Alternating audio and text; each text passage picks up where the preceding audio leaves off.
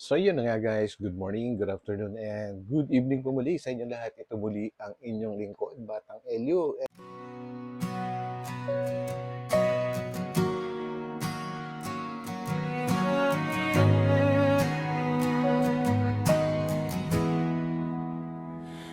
Mula sa lupang tinubuan, kilala ang pangalan.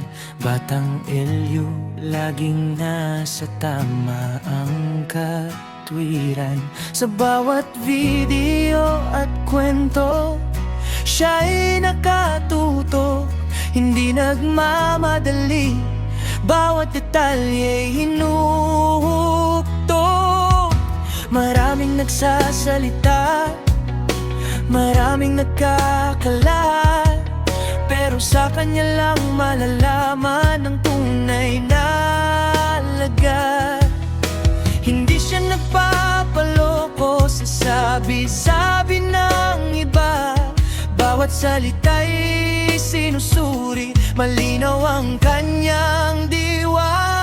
Batang Elio, tagahimay ng katotohanan, reaktor na tapat, walang kinikilingan.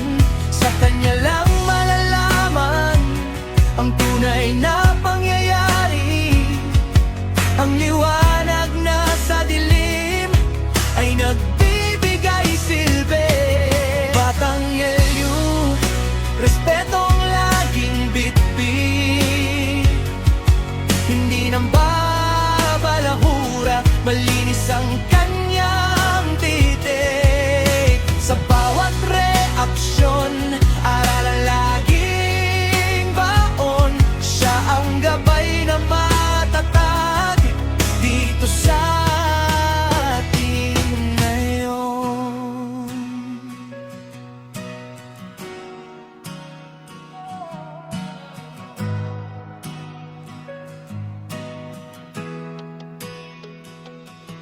May mga taong magaspang, masakit ang panalita, pero si Elio ay magalang kahit may pagsubok pa.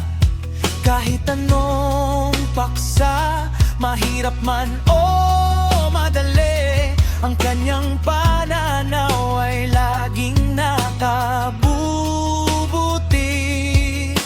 Hindi siya naninira, hindi nangaapak ng tao, ang hangarin lang niya, ang katotohanan ay umusbong dito. Kaya't siya ay pinagkakatiwalaan, minamahal ng marami, dahil sa kanyang katapatan siya ay tumatatak sa isipan. Batang Elio, tagahimay ng katotohanan, reaktor na tapat, walang kinikilingan.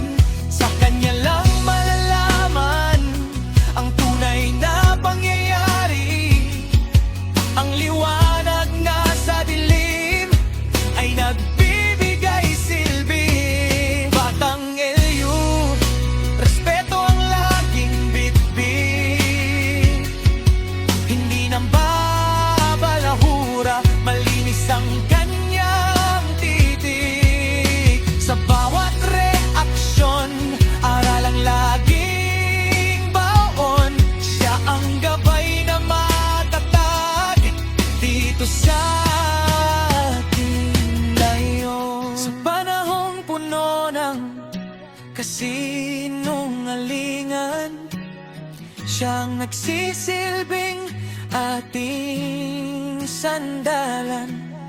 Hindi marahas, hindi masakit magsalita, dahil ang tunay na lakas ay nasa tama at maganda.